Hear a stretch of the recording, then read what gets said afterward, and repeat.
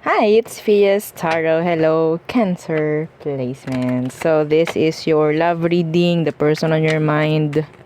Uh, ngayong Feb. Okay? Parang gusto ko magpalit ng card. Anyway, ito na lang. Sige.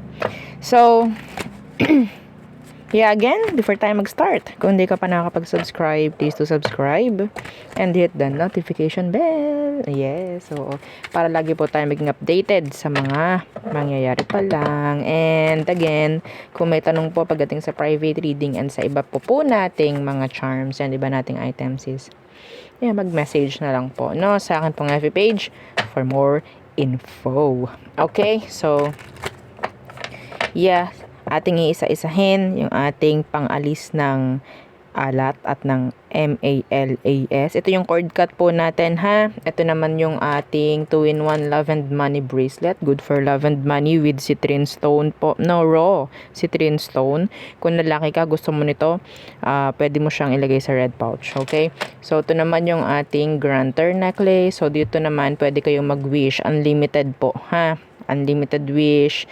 And kahit ano pwede ipag-grant basta alam nyong hindi makakasama, please. Okay? And ano pa ba? Twice per week po may chance pa. May chance pa na mabigyan ni granter ng surprises, no? Parang ano lang, parang winning. Parang nanalo lang. May chance kang manalo. May chance kang manalo. Oh my gosh. And syempre, itong ating mga evil eye protection. So, evil eye protection po is pang protection pagdating po sa mga evil eye po, no, na ibinabato sa atin. So, sa lahat ng yan, kung mayroon pong mga tanong, mag-message na lang po, no, para hindi masyadong mahaba yung ating intro. And yung ating cleansing kit po, by the way, yeah, available yung ating cleansing kit. And yung ating perfume, for love and money rin. No, so ito yung old natin na packaging, na ipadala na kasi ata, yung nandito, yung bagong packaging. Ang nabago lang naman is yung takip. Okay? Hanggang May ata, ganun. Oo, sabi.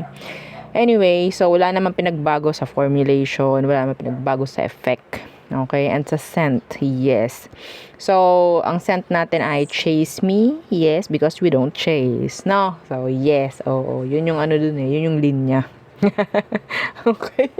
Oo. And yeah, pwede po yun sa money. Pwede rin sa love, no? Yung ating spray. And yung ating healing oil na good rin sa mga masasakit ang katawan. Yes, papahid nyo lang. Okay, din nyo kailangan masahihin. Basta ipahid nyo lang. Yan. And, tawag dito, sa mga hirap ding makatulog and sa mga nahihilo, yan, mga yan. And pwede rin po ito pang langis sa ating mga mutya. Okay, kung meron kayong mga mutyang na itatago. So, yes, let's start the reading again. Cancer yan. The person on your mind. Let's see. The person on Cancerian's mind. Who is this? Ano munang situation nyo ng person?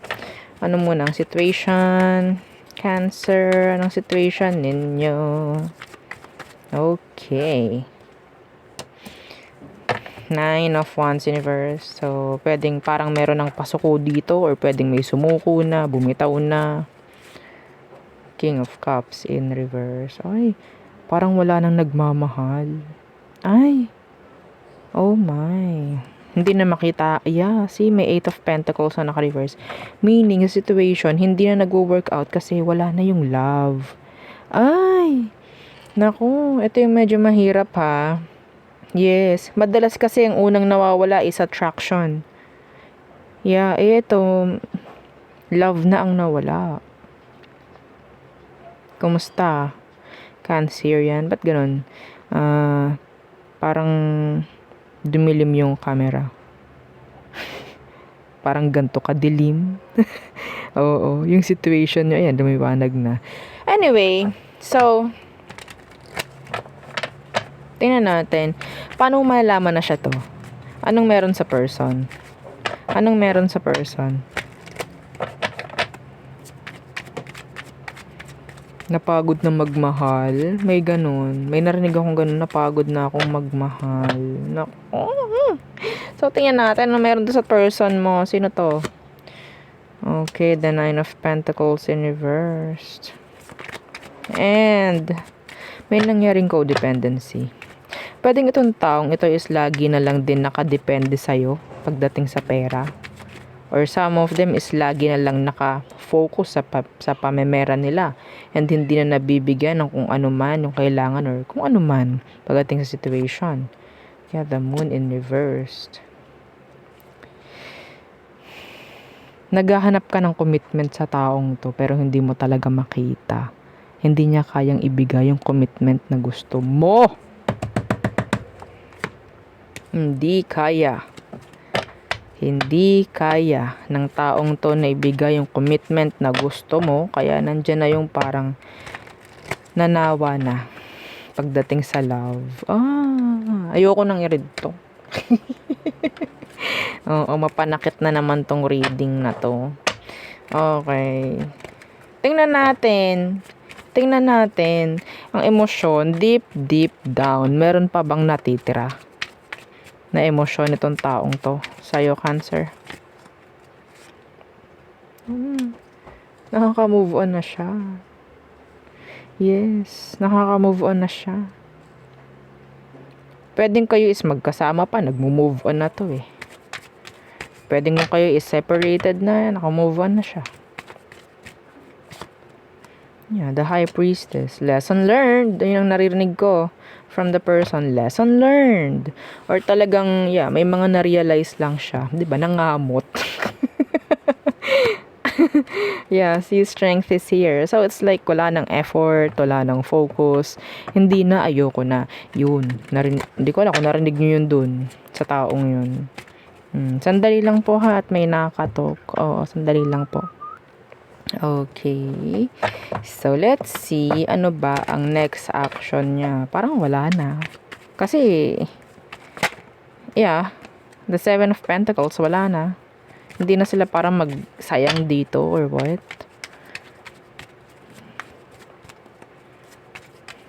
Okay.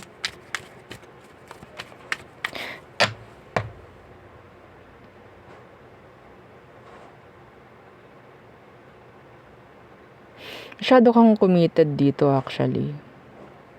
Sa tingin ko, masyado kang committed.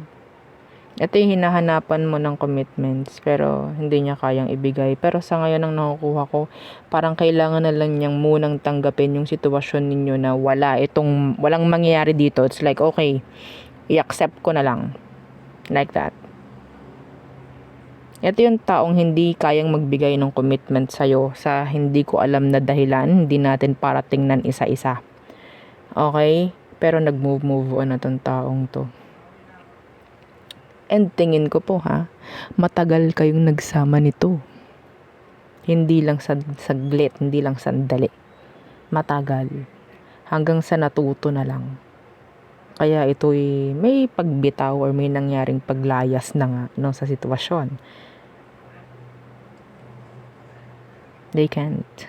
Ayun ang naririnig ko eh. Hindi nila kaya. Yes. Nanlulumo ako. Oo, hindi ko alam. Parang sobrang draining nung energy. Parang dumanas to ng sobrang kalungkutan. Hindi ko alam kung anong dahilan talaga bakit hindi niya kayang magbigay ng commitment sa'yo. Pero tingin ko gusto niya. Pero hindi niya magawa. Hindi na siya para magsayang, hindi na siya para mag-invest, hindi na siya para maghintay. The Seven of Pentacles in reverse. Pero parte ka. Naging parte ka ng kung ano man. Okay? Malaki kang parte sa buhay ng taong to. Nandun na lang yun, namimiss ka na lang niya, pero hindi ka para pag-effortan pa or what. Ay, nakakalumbay. Mag-cleanse ako. Oo. Because I can't with these energies.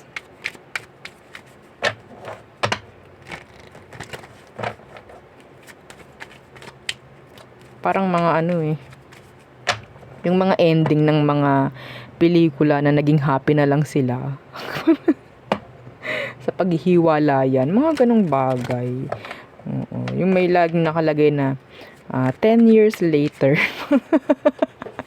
Alam niyo, mga ganyan. Yan, happy na sila, yes. Anong outcome? Ano ang advice for you, Cancer? Justice, yeah. Oo, justice. See, and the 9 of Cups. This is giving sa sarili ng happiness, ng healing. I don't know kung bakit ka pa nandito, nanonood, kasi your person is moving on. They're healing. I don't know, maybe nagwo-wonder ka lang. Yeah. Meron pa rin kasing mga tanong, I think, na hindi nasagot, gusto ng kalinawan or what. Pero gawin mo lang tong closure. Itong reading na to. Kasi tinatanggap na lang niya kung anong meron. Mas pinipili nitong taong tong mas maging happy. Yeah. You know. This is totally like advice sa'yo is maging happy ka na lang din. I-accept ko ng mga dapat i-accept and maging fair pagdating sa sarili. Huwag mong pagdamutan ng sarili mo na mag-heal, na maging masaya.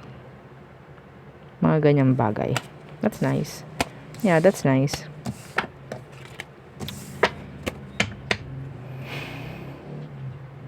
Sandali lang. Oo, hindi ko kaya. Hindi ko kaya. Okay. Tayo ay mag-cleanse muna ng kaunti. O, yan. Diba? Kaunti lang. Who else? Who else? Situation ng mga Cancerian and their person. The Empress in reversed. What's with that? Temperance.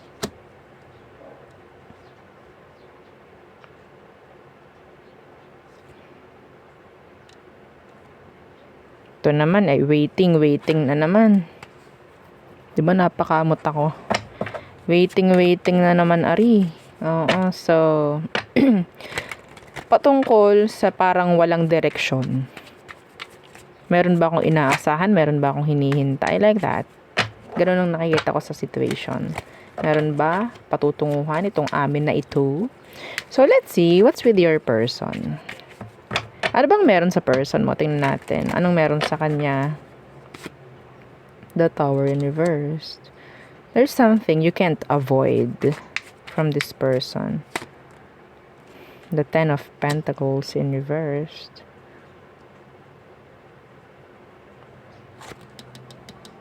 The benefits. Some of you, I'm hearing sex-based connection here. I'm hearing sex-based connection. Yeah, walang pinatutunguhan to. Okay, sex-based.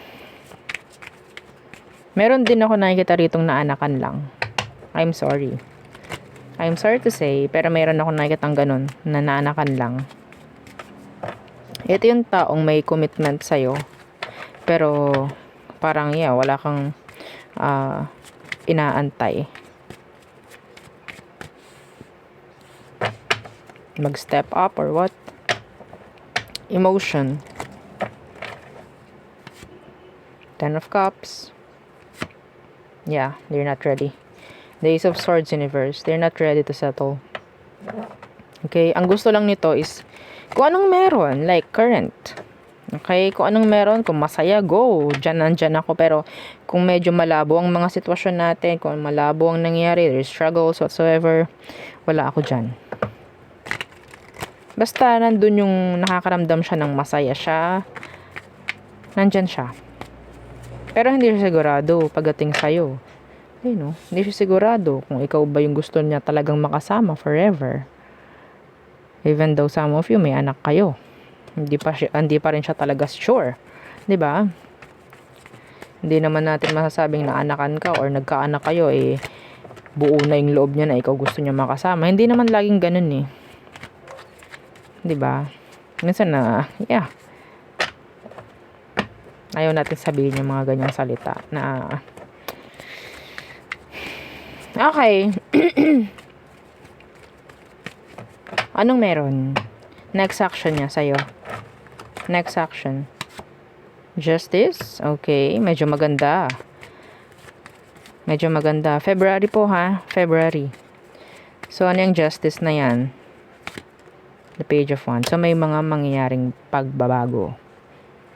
Okay? May mga mangyayaring pagbabago. Nandito yung mga kaunting, subtle progress.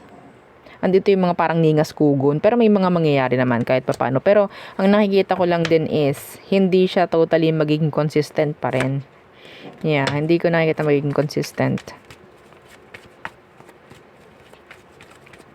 Tingnan natin. Anong advice sa'yo? The Six of Swords inversed. Okay, the Fool. So, wag ka rin mag-expect ng kung ano man na pwedeng ibigay sa'yo ng taong to kasi every time we expect, nandun lagi yung delays. Nandun lagi yung disappointments afterwards. Lalo na, kung alam mo nga yung person is hindi nga totally handa pagdating sa'yo. Pwede kang gumawa ng kahit ano, decisions, plans, without this person. Okay? Hindi mo kailangan to. Nandyan siya to provide. Yes. Pero, it's up to them pa rin naman eh. Kung magiging committed sila doon, what if hindi? 'Di ba? Nga na lang. May anak kayo nito. Okay? Specific. May anak kayo nito. Meron. And naghihintay ka lang palagi sa kanya. Hindi po masama na ikaw ay gumawa rin ng bagong chapter without this person. Okay? Huwag kang hintay ng hintay dito. Madidelay ka lagi. Ganon rin yung anak mo or anak nyo. They're not ready. Okay? Hindi sila ready sa goal, sa mga plano, kahit ano. Kahit nga sarili niya, hindi niya alam eh. So, paano ka didepende sa ganun? Kung ikaw, nasa tama kang pag-iisip, mas ikaw yung makakapag-plano. Okay? So, wag mo hahayaan na parang mag-hold back ka dahil lang dito sa taong to. Sa mga pwede mong ina-expect or inaasahan mo nga sa kanya. Okay? Anyway. So, all signs. Aries through Pisces.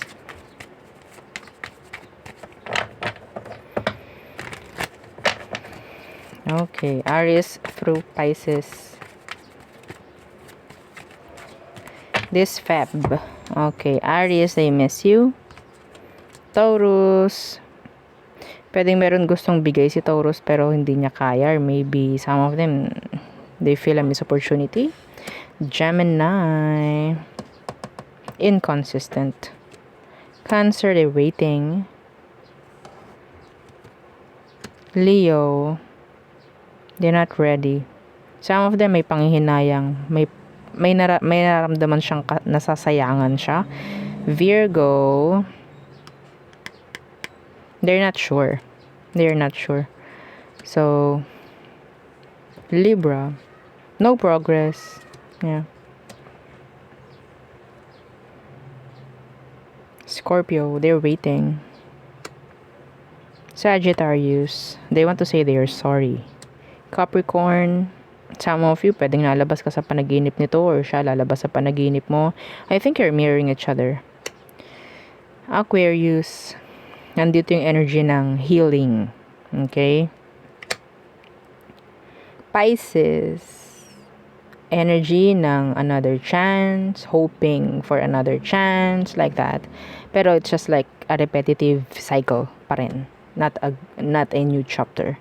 So there, yun ang aking reading for you. Cancer placements. Again, don't forget to like, share, and subscribe, and follow our FB page. And yung sa po nating YouTube channel na nasa description box below. Again, thank you. Goodbye.